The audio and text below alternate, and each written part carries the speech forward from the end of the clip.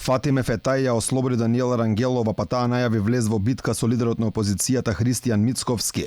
4 години по стартот на судскиот процес за протестот пред општина Центар, Фетај реши да го повлече обвинението против Рангелова и уште двајца обвинети, велејќи дека во текот на судскиот процес не собрала доволно докази против нив.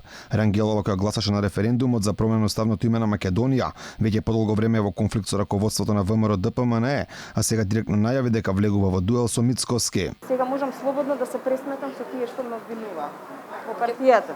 Како ќе се пресметате?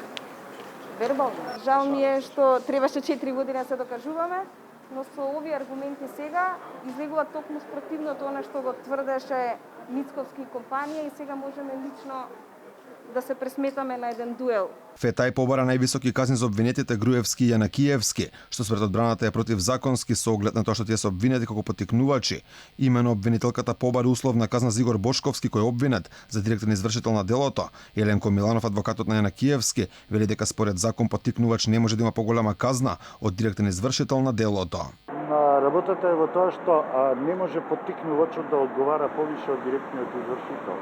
Поттикнувач може да одговара само во рамки на своето поттикнување. Дали во тоа поттикнување има насилство.